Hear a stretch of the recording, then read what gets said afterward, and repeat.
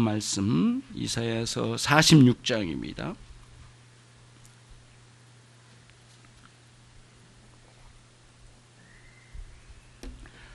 주보에는 4절이라고 되어 있는데 1절로 4절까지 제가 한 절 여러분 한 절, 이사야서 46장 제가 먼저 읽습니다. 벨은 엎드러졌고 느보는 구부러졌도다. 그들의 우상들은 짐승과 가축에게 실리웠으니 너희가 떠매고 다니던 그것은 피곤한 짐승의 무거운 짐이 되었도다.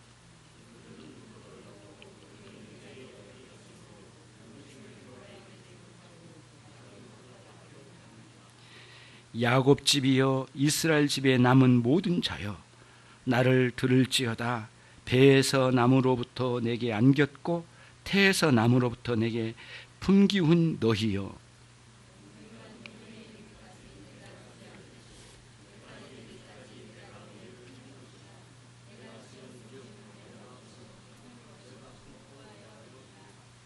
아멘. 4절까지입니다. 오늘은 노인과 신앙, 노인의 노동 이런 부분을 다뤄가려는데 노동 부분이 좀 약화된 것 같고요. 노년의 시기에 무슨 또 노동을 또 해란 말인가, 그것도 좀 의문이 있고 그렇지만 노동 없는 건 아니지만 노년기의 신앙생활을 한번 살펴보도록 그렇게 하겠습니다. 노동과 신앙과 노동 시리즈 6번째인데요. 물론 젊은 날에 무슨 노년의 문제를 먼저 걱정해야 되느냐 이런 문제로 이렇게 생각하고 별로 관심을 두지 않을 수도 있겠지만 부모 세대를 조금 더 생각하고 또 오늘날의 사회 상황들을 좀 살펴보고 그리고 그리스도인으로서 노년의 시기에 어떻게 살아야 할지를 한 번쯤 생각해 볼 필요가 있겠다 싶습니다. 그래서 오늘 말씀을 같이 나누려고 합니다. 인생을 쭉 나눠보니까 한 8단계로 나뉘어집니다. 태아 때부터, 어머니 태로부터 유아, 그 다음에 유년, 청소년기, 소년기, 청년기, 그리고 장년, 또 노년기, 심지어는 말년까지를 쭉 지내면 약 8단계의 삶으로 나뉘어진 것 같아요. 과학 문명이 발달하다 보니까 물론 거기에 뒤따르는 의학의 발전은 우리의 생명을 많이 연장시키고 옛날에는 50대, 60대면 많이 살았다고 할 정도는 그런 시대가 그렇게 멀지 않은 시대에 있었는데요. 요즘 100세 시대로 이렇게 굉장히 빠르게 점프하고 변화되는 그런 시기를 살고 있습니다. 이지간한 암은 초기에만 발견되면 모두 치유될 수 있을 정도로 의술이 각 지방에까지도 다 그런 의술이 전달됐다고 그래요. 굉장히 빠르죠. 생명이 많이 연장됐어요. 그런데 사실은 젊고 건강한 시기에 생애를 늘려준 게 아니라 늙고 힘없고 돈 없고 그리고는 건강 다 잃어버린 그때의 생명을 이어준 것 뿐이죠. 이렇게 생명이 연장 100세 시대가 됐다고 해도 사실은 그렇게 크게 기뻐할 만한 것은 아닌 것 같아요. 건강하게 노년을 보내도 모자라는데 여러 가지 면에서 그런 면에서 우리들이 이런 부분을 정리를 해볼 필요가 있어요. 그래서 이런 문제를 가지고 이제 좀 몇 년 지나긴 했지만은 여러 사람들이 글을 좀 썼더라고요. 노년의 시기에 어떻게 살아야 되는가의 문제를 가지고요. 일본 사람 미나미 가즈코라고 하는 사람은 노년 생활 백서라는 책을 썼는데 대충 이런 거예요. 노취를 없애는 법, 그 다음 낮은 침대로 옮겨가는 것, 그 다음 생활의 여러 가지 지혜인데 이 젊은 사람들 속에서 살아가는 방법, 이런 내용들을 다뤘더라고요. 일본 사람답죠. 일본 사람들이 주변 사람들에게 거치장스럽게 안 하고 살아가는 걸 되게 좋아하잖아요. 일본 사람다워요. 독일에 있는 사람 마르코트 캐스만이라고 하는 이분은 뭐라고 했냐면은 노인으로 되어질수록 균형을 이루는 삶을 살자. 한쪽으로 집중하기가 굉장히 쉽대요. 걱정하면 한쪽으로 막 걱정해 가잖아요. 다른 주변을 못 보고. 그래서 자꾸 균형을 이루는데, 특히 노년으로 가면서 자식들을 못 놓아놓고 끝까지 붙들고 너무 자식에게 집착하는 사람들, 그런 노인으로 살아가는 사람들 중에 그런 분들이 있잖아요. 그래서는 안 된다. 균형을 이루어야 된다. 이런 거죠. 한국 사람이 쓴 책이 있는데요. 재미난 이야기예요. 꼰대에서 꽃대로 옮겨가자, 막 이런 내용이에요. 우스갯소리이긴 한데, 꼰대 생활하던 삶에서 이제는 우리가 늙어서도 꼰대 생활을 할 수 없지 않느냐. 근데 추하게 늙기보다는 정말 꽃을 피우는 그런 노년의 삶을 살자. 그러면서 뭔가 사람들에게 잘 보이면서 살아야 되지 않겠느냐. 굉장히 일본 사람, 독일 사람, 그 다음에 한국 사람의 이 세 마디만 가지고도 어떤 성격을 가지고 살았는지 그 민족성을 많이 드러낸 것 같기도 해요. 어느 나라마다 노인에 대한 문제는 많이 있는 것 같아요. 걱정을 많이 하고요. 독일에도 2000년도 초반에 있었던 이야기인데, 그때 당시에 이제 요양원으로 가야 되느냐 말아야 되느냐, 이 문제 가지고 2000년도 초반인데 글에 보니까 엄청 고민을 많이 하고, 대부분의 노인들은 이 요양원에 가기를 싫어한다. 그래서 이 문제를 어떻게 해야 될까, 이런 문제 가지고 고민을 많이 했더라고요. 그러니까 우리보다 먼저 한 10여 년 전 앞에 그런 일들이 많이 이제 있었던 거예요. 진행이 많이 그렇게 진행이 됐었던 거고요. 고민이 많아요. 일본도 뭐 마찬가지죠. 이런 상황들이 많이 이제 이렇게 있었습니다. 특히 노년의 시기에 찾아올 때 오는 현상들이 어려움이 있어요. 육신적으로 쇠약하지만 필연곧 찾아온 게 정신적으로 쇠약해지는 거예요. 멘탈이 무너지기 시작하거든요. 이걸 어떻게 감당을 해야 될까? 이런 문제도 많이 있죠. 심지어는 이제 노년의 기로 가면 서서히 멀리 있었던 사람부터 떠나기 시작합니다. 점점 떠나요. 특히 그 직장을 다니다가 같이 다니던 사람들이 먼저 떠나고 자꾸 멀어져요. 그러면 좀 남은 사람들이 있죠. 동창들이 여기서 전화하고, 너 시간 있냐? 나 시간 많지. 너도 많을 거 아니냐? 뭐 이런 만나죠. 동창들 만나서 재미나게 놀다가도 몇 년이에요. 그것도 몇 년 동안 산에 가다가 넘어지면 또 몇 년 또 막 들어 누워 있고 막 굉장히 어수선해요. 그러면서 세월을 많이 이제 보내게 돼요.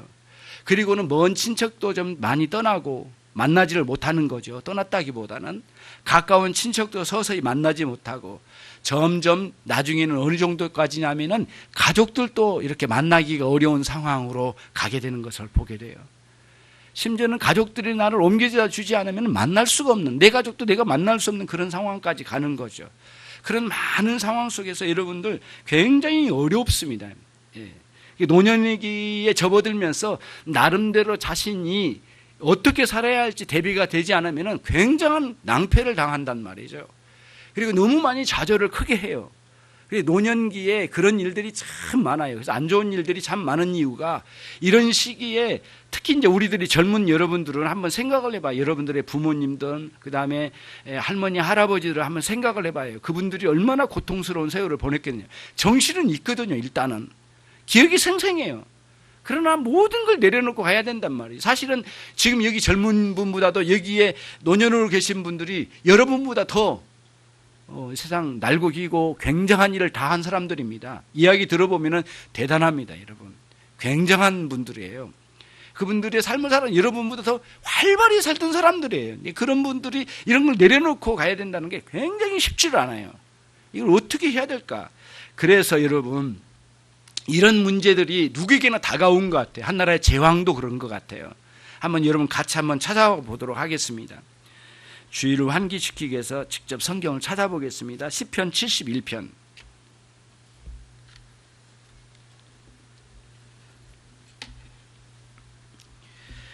시편 71편 9절부터 한번 제가 읽겠습니다.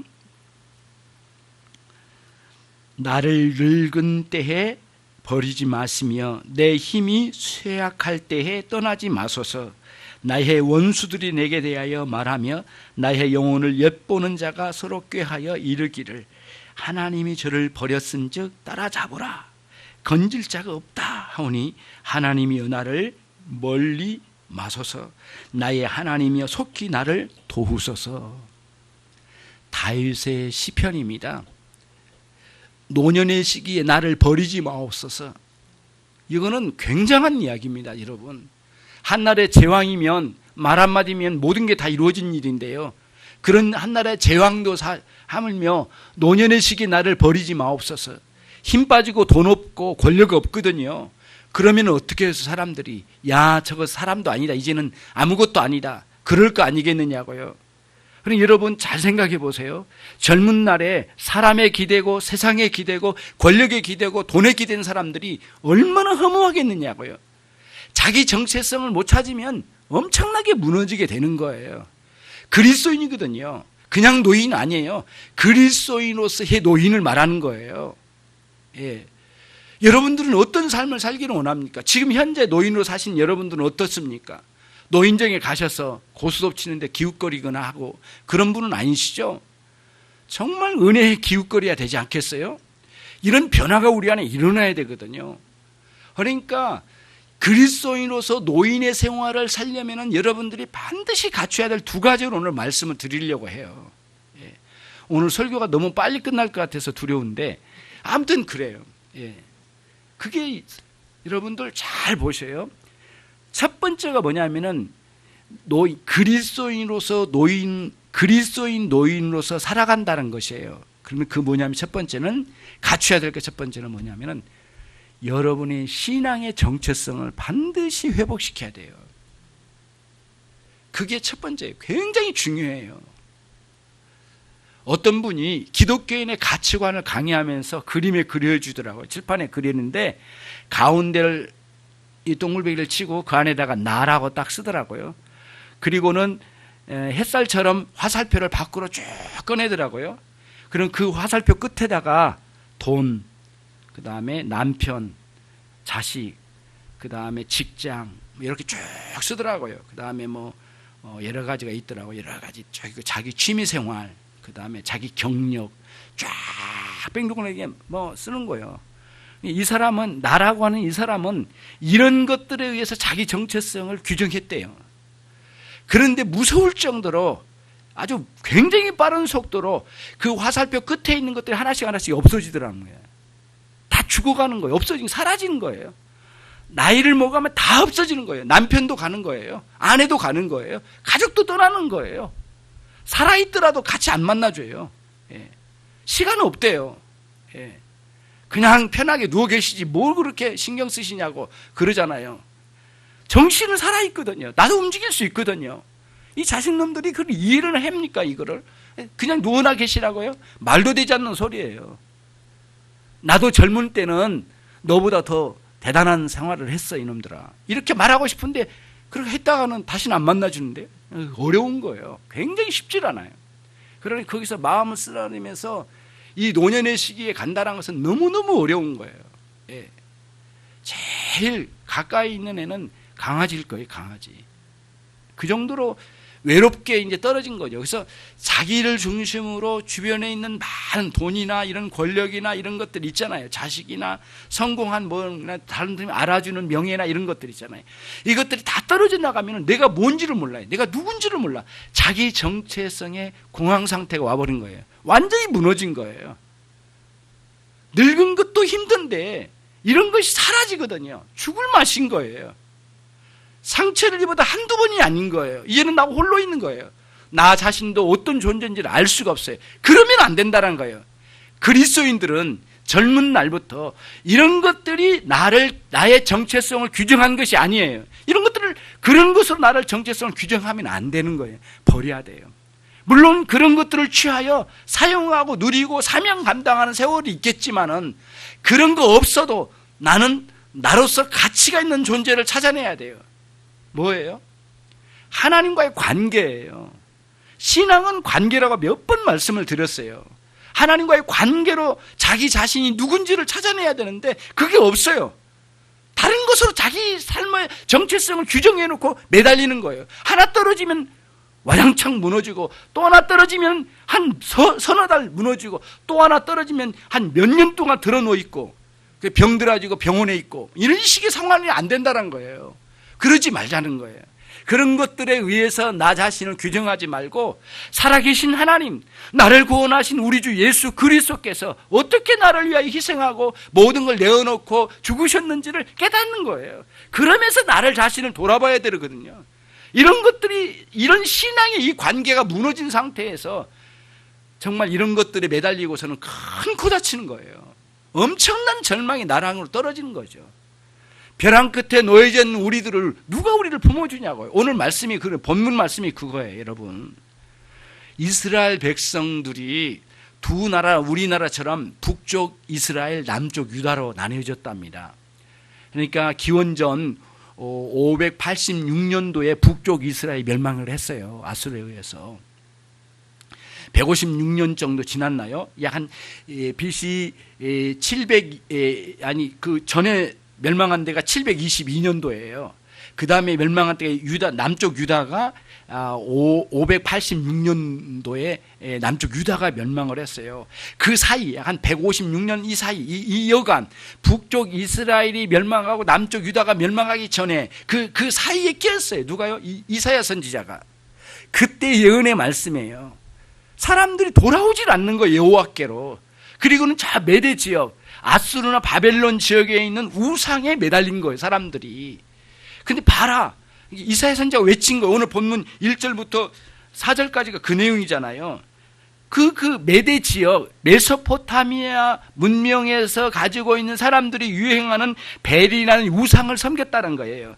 느보라는 우상을 섬겼대요. 근데 죽은 거라는 거예요. 돌로, 나무로 만들어 놓은 우상이 살아있겠느냐고요. 그런데 이 사람들은 전쟁할 때 그 우상을 들고 다니더라는 거예요.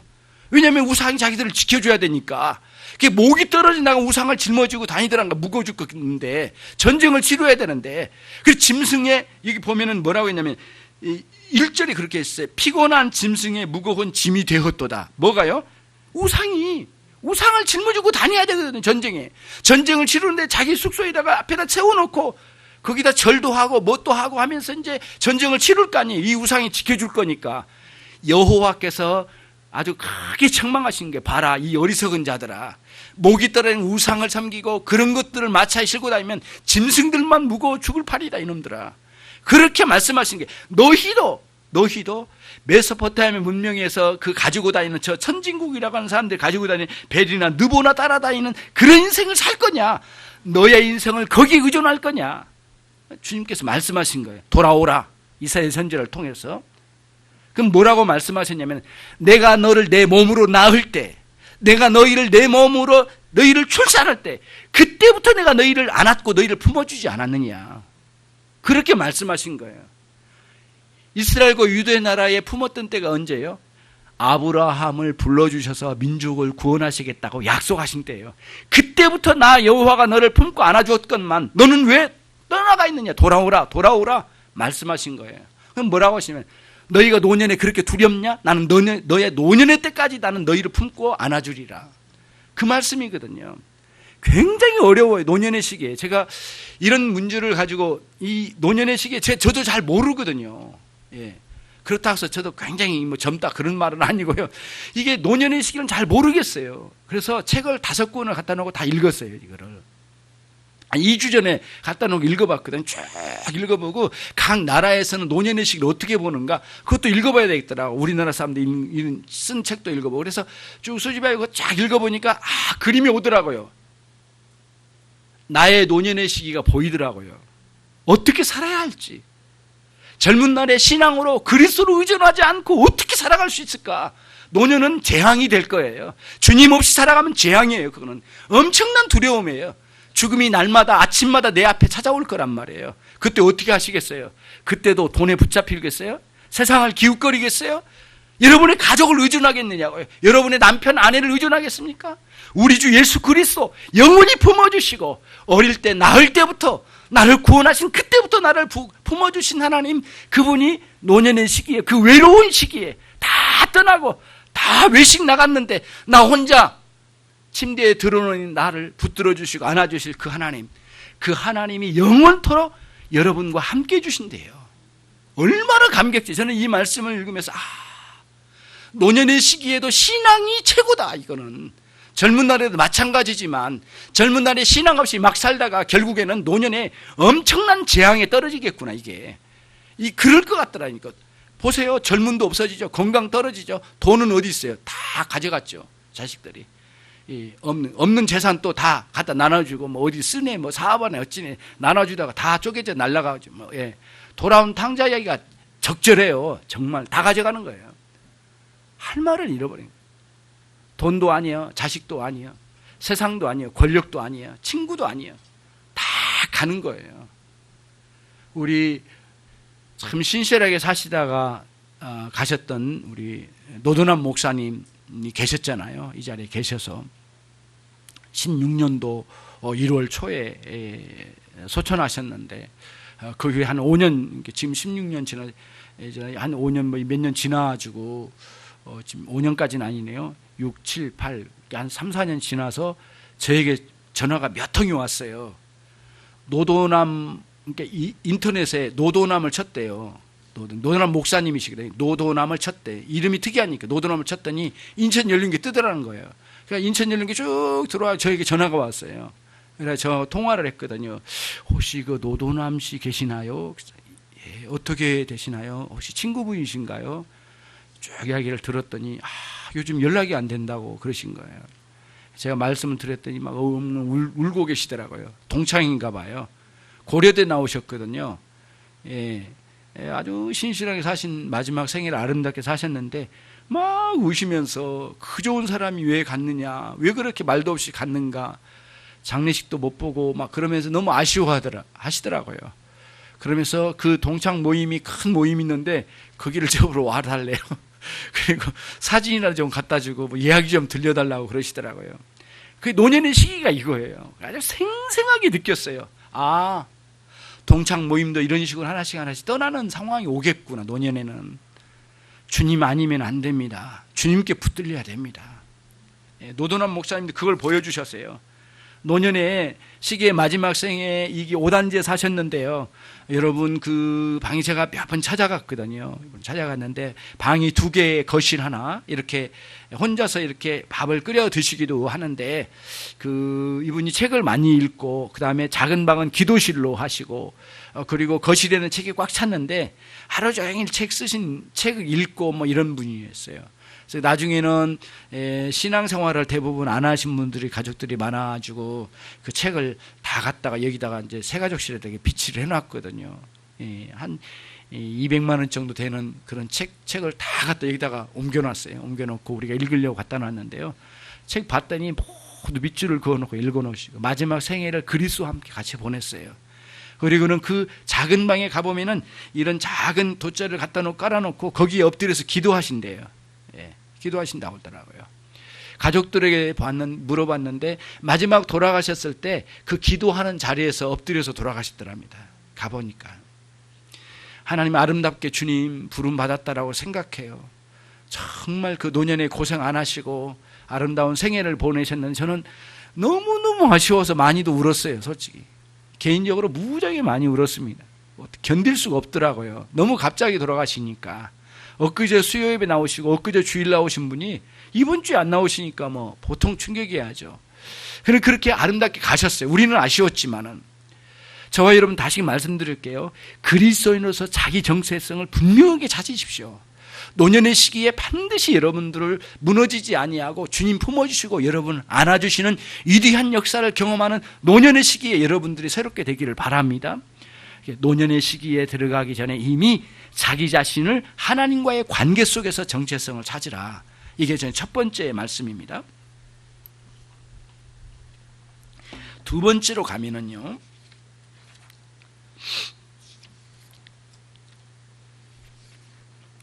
두 번째로 가면 노년기에는 특별히 그리스도의 복음을 누리는 삶을 사십시오.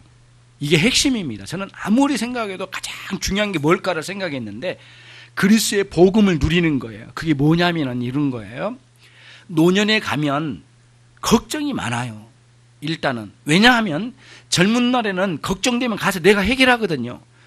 노년의 시기는 내가 움직일 수도 없는 거예요. 생각밖에 못 가는 거예요. 그러니까 가족들이 어디 갔는지 전화도 잘 안 되고 그러면 엄청나게 고민에 빠져요. 보통 걱정이 아니에요. 염려와 걱정이 푹 빠지는 거예요. 어떻게 하냐고 이거를. 그러니까 염려와 걱정이 밀려오는 거를 어떻게 막아낼 수 있겠느냐고요. 오늘 집사님 기도 중에도 그렇잖아요. 염려와 걱정 아무것도 염려하지 말고 기도와 간구로 하나님께 감사함으로 나가라고 그런 기도 내용이 나왔잖아요. 오늘 또 그거거든요. 그거. 저와 여러분이 굉장히 걱정거리가 많이 와요. 그럼 우리는 어떻게 해야 되냐. 걱정거리 오는 걸 그걸 생각하지 말자. 그 방식은 안 돼요. 죽으면 내가 죽으면 그 생각 안 날 거예요. 살아있는 동안에는 절대 이게 없어지질 않거든요. 그럼 뭐냐. 어떻게 하면 내 마음이 담대해야 되거든요. 그러려면 복음을 누려야 돼. 그리스도의 복음을. 어떤 방식으로 누리냐. 첫 번째는 이거예요. 여러분. 여러분의 삶의 회개의 생활이 쉬면 안 돼요. 제가 다시 말씀드릴게요. 우리의 신앙생활은 두 개의 바퀴를 돌리는 것과 똑같다. 그랬어요. 마치 자전거 바퀴를 돌리는 것 같아요. 앞에는 믿음의 바퀴, 뒤에는 회개의 바퀴예요. 자전거는 쓰면 넘어져요. 조금의 속도가 늦더라도 조금이라도 앞으로 가야 되는 거예요. 움직여야 돼요. 회개를 멈추면 안 돼요. 신자가 가장 위험한 때가 언제냐? 회개가 멈출 때예요. 그러면 뭘 다 회개합니까? 이렇게 말하는데 여러분 그렇지 않아요. 일생 동안 회개의 삶인데요. 첫 번째는 뭐냐면은 삶이 개혁되어져야 돼요. 바뀌어져야 돼요. 자꾸 거기 머무르면 안 돼요. 예. 목회자로서 머물러 있는 게 제일 싫어요. 저는 막. 거기 있는 게 싫어요. 막. 그냥 눌러 앉아 있는 게 싫어요. 되게 싫어요.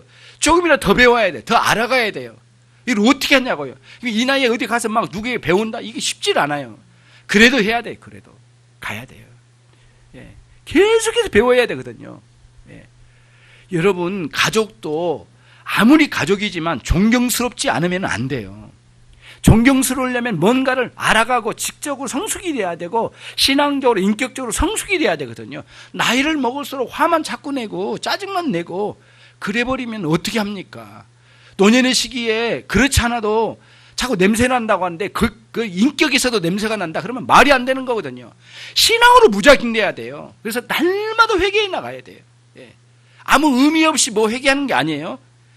아담의 범죄로 말미암아 인류가 하나님을 대적했잖아요. 수많은 죄악이 널려 있잖아요. 이 나라와 민족에 있는 죄악상을 보시라고요. 가족들의 죄악을 보라고요. 교회 성도들의 문제, 오늘날 기독교를 보라고요. 이게 기독교인가? 이게 교회인가? 교회답지 않는 상황을 만나잖아요. 이렇게까지 기독교가 절망을 우리에게 준 적이 있습니까? 기독교 역사에 이만큼 우리에게 절망을 준 적이 있느냐고요. 없어요. 그런 시대 없었다고요. 가장 절망을 많이 준 시대예요. 이 기독교가. 그래 어떻게 하냐고 여기. 정말 죽을 맛이잖아요. 기독교인 된 게 창피할 정도로 수치스럽게 될 때가 있잖아요. 이런 문제를 가지고 뜨거운 마음을 가지고 회개하고 기도하며 하나님께 불을 울부짖어야 되지 않겠어요? 예. 누구와 함께 이런 것까지 잡담하면서 욕할 게 아니라 붙잡고 이걸 기도해야 되지 않겠느냐고요. 그래야 되는 거예요. 그래야 되는 거예요. 그러니까 함부로 노인정에 가서 막 이렇게 막 끼웃거리고 그거 별로 좋지 않아요, 여러분. 맨 쌈박질하고 막걸리나 마시고 그리고 이권 다툼하고 노인정에도 대단해요, 권력이. 그래서 회장 한번 돼봐요. 막 별소리를 다 해요. 막 제가 알거든요. 이게 여기 그 북한에서 오신 분들 모임, 노인분들 모임이 있어요. 그 이야기를 제가 생중계로 매주 듣거든요. 왜냐면 그 목사님이 늘 전화하면 그 이야기를 해주시거든요. 몇 마디. 엊그제도 몇 마디 해주시더라고. 예. 예. 엄청나게 싸운대요. 막 살벌하대요, 살벌해. 이게 그러면 안 되거든요. 예. 노인정에 가지고 막 욕이나 하고 막 그런 그 음담패설을 하고 이런 거 듣고 살아야 되겠느냐고요. 그리스도인으로서. 예. 그래서 우리가 젊은 날부터 신앙으로 무장돼서 복음 진리를 누리는 삶을 살아야 돼. 그리스도 앞에 하나님 앞에 기도하면서 회개하면 자기 삶을 되돌아보는 거예요. 자꾸 자신을 돌아보는 거예요. 내 몸만 깨끗하고 내 몸만 건강하면 안 돼요. 신앙도 이 멘탈도 건강해야 되고 영혼도 건강해야 되지 않겠어요? 영혼도 건강하고 냄새나지 않아야 되잖아요. 예. 그러니까 향기가 나야 되니 향기가 그리스도의 향기가 나야 되잖아요. 그렇게 우리들이 변화가 일어나야 돼요. 복음 진리를 누리는 신앙으로 돌아가지 않으면 안 된다. 이거는 예, 여러 가지 방식으로 뭐 훈련하고 뭐 아까 그랬잖아요. 독일 사람, 뭐 일본 사람, 한국 사람 뭐 나름대로 뭐 노년을 이렇게 보내십시오 이렇게 말들을 하지만은 가장 중요한 건 신앙이에요. 신앙. 예수 그리스도께서 나를 위하여 십자가에 죽으신 일을 무한히 감사하고, 예. 그리고 그 하나님과의 관계가 회복된 내 심령 가운데 사람들과의 관계를 회복시켜가고, 그리고 사람들에게 아주 그냥 준엄하게 말할 수 있고 잘못된 거는, 그리고 담대하게 그들에게 신앙을 선포할 수 있는 그런 노년의 시기를 보내야 되지 않겠느냐고요. 비록 몸은 잘 움직이지는 못하지만, 예. 그런 강단과 담대함이 우리 안에 있어야 되거든요. 갈수록 주눅들으면 안 돼요. 노년이 될 때도 당당해야 되지 않습니까? 그렇게 해야 되겠습니다. 우리 노년의 시기에 가면은 굉장히 어려워요. 회개하기가 굉장히 고집이 세져요. 온고집이 되버린 거예요. 아주 무서울 정도로 고집이 세요. 자기밖에 몰라요. 왜냐하면은 잘 안 들려요. 니놈들이 나보다 더 아는 게 뭐야 이거거든요. 그런데 아니에요, 여러분. 젊은 시대 이야기도 들어가면서 자기를 개혁시켜야 돼. 자꾸 변혁을 일으키셔야 돼. 그리스도의 만남 속에서 새롭게 일어나야 돼. 그래서 하나님께서 여러분을 안아주시고 품어주신 것을 경험하는 신앙으로 들어가야지, 날마다 노년의 시기에 나 같은 게 뭐 누구나 알아주긴 하겠어. 아니에요. 주님은 알아주셔요. 하나님은 알아주셔요. 인간들은 우리를 외면했을지 모르지만은 누가 우리를 안아주시고 붙들어 주겠느냐고요. 누가 노년에 이 냄새나는 노년을 누가 품어주겠느냐고요. 여호와께서는 끝까지 품어주시겠대요. 그들을 안아주시겠대요. 태어날 때부터 그리 하셨대요. 변함이 없으신 하나님의 사랑을 말씀해 주신 거거든요. 그거를 마음껏 누리려면 기도 속에서 회개의 역사가 일어나야 돼요. 두 번째는 감사가 있어야 돼요. 예, 노년의 시기에 굉장히 무서워요. 입만 열면 불평해요. 원망이 많아요. 예, 짜증나거든요. 자꾸 내 뜻대로 안 되니까 젊은 사람들 들어주질 않아요. 입만 열면 짜증과 불평이에요. 막. 예. 왜 이렇게 날씨가 더워? 예. 이게 왜 이래? 왜 이렇게 더워? 이거 환장하겠네. 계속 짜증만 내는 거죠. 그러면 안 되는 거예요. 감사가 있어야 돼. 감사. 나를 여기까지 인도하신 하나님, 내가 벼랑 끝에 넘어질 그런 인생을 이끌어 주신 하나님, 그 하나님께 내가 어떻게 감사하며 살 수 있을까 생각하는 거예요. 다른 사람들은 말하겠죠. 난 돈이 많아서 헌금으로 감사해. 그런 식으로 말하지 마세요. 돈으로 감사를 그런 식으로 하는 게 아니거든요. 정말 조심해야 돼. 헌금도 막 하는 거 아니에요. 마음을 쏟아서 하는 거지. 예. 노년에 내가 돈 없이 교회 가면 알아주긴 하겠어? 그런 막말을 어디서 하냐고요. 예. 주님이 거지냐고. 거지. 있을 수 없는 발언이에요. 절대 그렇게 말하지 마세요.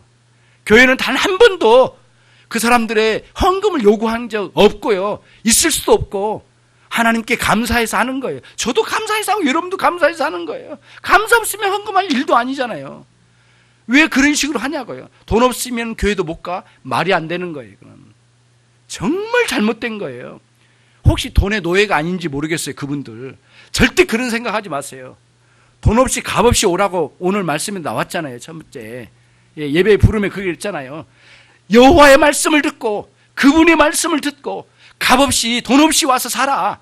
왜 쓸데없는 곳에 은을 달아주냐? 왜 금을 달아주냐? 왜 그러지 말고 여호와께 돌아와 그분께 순종하여 나가라. 그러면 너희가 생명을 얻고 영생을 얻어 놀라운 은혜의 세계를 살지 않겠느냐라고 말씀해 주신 거예요.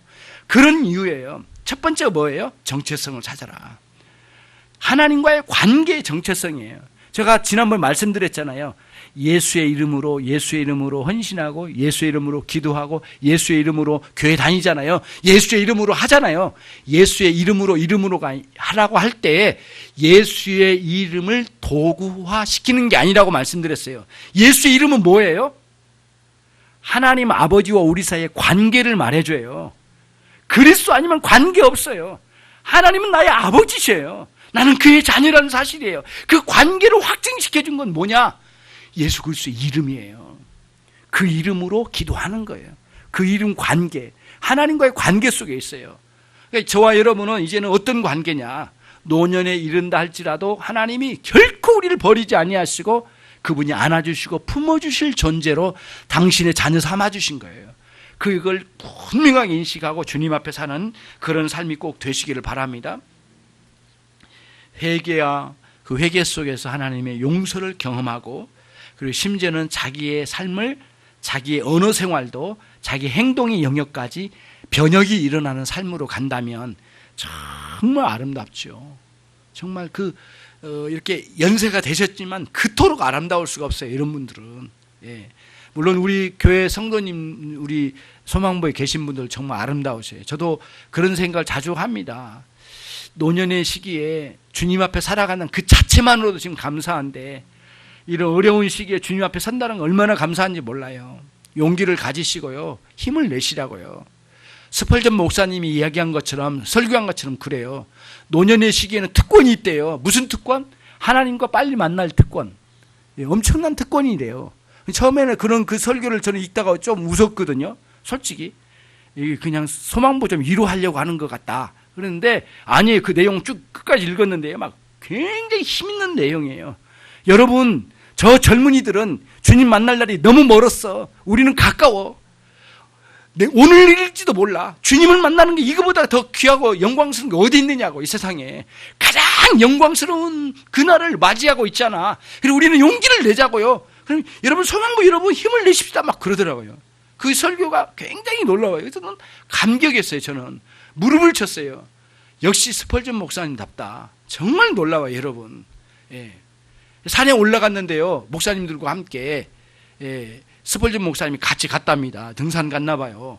갔더니 사람들이 둘이 보면서 야, 여기 가서 삼겹살 구워 먹으면 기가 막히게 맛있겠다. 막 이렇게. 스펄전 목사님은 삼겹살 말을 했겠습니까? 비싼 말을 했대요. 근데 스펄전 목사님 뭐라고 하는지, 하나님이 이곳을 창조하셨으니 이 아름다운 곳에서 기도합시다. 그러면서 목사들을 다 모아라 거기서 통성기도를 하더랍니다. 얼마나 감격적으로 기도하든지. 여러분이 언젠가는 스펄전 목사님의 그 신앙을 한번 모범 삼아야 될 거라고 생각해요. 말씀을 정리해 나갈게요. 저는 노동과 신앙과 노동 시리즈 6번째 왔습니다. 노년의 시기에 무슨 노동을 하겠습니까마는 여러분이 신앙생활 잘하는 그 자체가 이미 아름다운 노동생활을 하는 거라고 생각합니다. 몸 움직인 것, 그 다음에 침대에서 자기 몸이라도 제수로 간수하는 것이 노동일 수도 있습니다. 근데 우리는 중심은 신앙입니다. 신앙. 우선은 자기 정체성을 분명히 하십시오. 내가 누구라고요? 하나님의 자녀란 사실. 내가 누구라고요? 하나님이 품어주신 사람, 하나님이 안아주신 사람. 언제부터요? 낳을 때부터 노년의 이르기까지 나는 영원히 너를 놓지 아니하리라. 너를 품어주리라. 여호와 하나님이 이사야 선지자를 통해서 외치신 말씀이에요. 이거를 우리가 분명히 인식하고 자기 정체성을 돈이나 자식이나 어디서 숨겨놓은 재산 이런 거 아니에요. 그런 거 아니에요. 건강 이것도 아니야. 최선을 다해서 하나님과의 관계를 아주 명백하게 하시고 날마다 복음을 그 안에서 누리는 삶을 사시길 바랍니다. 회개의 삶, 감사의 삶, 그런 삶을 살아가면서 마음껏 용서의 은혜를 누리시고요. 하나님 나를 새롭게 해주심을, 그러면서 노년의 시기에 자기 삶을 자꾸 하나님 보시기에 아름다운 것으로 바꿔가셔요. 여러분, 자꾸 얼굴만 예쁘게 만들지 마시고 자꾸 바꿔가셔요. 삶을 더 아름답게, 말투 한마디 불평하지 않고 감사하고, 힘들어하는 자식들을 보면서 위로해주고 용기를 넣어주고, 그러면서 내가 무슨 문제냐, 내가 기도하겠다, 내 기도를 안 들어주신 적이 한 번도 없으신 하나님께 내가 오늘 나가겠다, 이렇게 말할 수 있는 사람들이 돼야 되잖아요. 예. 여러분, 여러분에게 질문하고 싶어요. 하나님이 안 들어주신 기도가 있느냐고. 하나님께서 여러분들을 어떻게 대해 주신가를 한번 잘 생각해 보세요. 처음부터 끝까지 여러분을 품고 안아주시는 여호와 하나님과 함께 살아가는 그런 생애가 되시기를 주님의 이름으로 축원합니다. 노년의 시기에 소망부 힘내십시오. 열심히 사시고 우리도 얼마 후에는 그 자리에 또 갑니다. 결코 이렇게 멀지 않습니다. 하나님께서 인도하실 거라고 생각해요. 그리고 우리 젊은 우리 친구들도 우리 소망부를 위해서 많이 기도해 주시고, 오늘 말씀과 같이 우리 소망부가 더 많이 새로워지기를 늘 기도하고 함께 해 주시기를 바랍니다. 기도하겠습니다. 자비와 긍휼이 많으신 하나님 아버지, 우리를 노년의 시기에도 버리지 아니하시고 품으시고 인도해 주신다고 분명히 말씀해 주시니 무한한 감사와 찬양을 드리지 아니할 수 없습니다. 주님으로 인하여 가슴 벅찬 생애를 노년의 시기에도 살아갈 수 있도록 은혜를 내려주시기를 원합니다. 돈에 기웃거리고 우리가 권력에 기웃거렸고 또 하나님 어떤 것에 우리가 의존했던 그런 것들을 모두 내려놓고 사실은 그것이 누보와 하는 벨이 아니었습니까? 우리의 우상은 아니었는지 돌아보게 하시고 그런 것들로 인해서 거추장스럽게 살지 아니하고 우리 하나님과의 관계를 명백하게 하여 자기 정체성을 명확하게 하고 날마다 회개의 삶을 복음을 누리는 삶을 살아갈 수 있도록 감사하는 삶을 살 수 있도록 우리의 영혼을 새롭게 해주시기를 소원합니다. 예수 그리스도의 이름으로 기도 올리옵나이다. 아멘.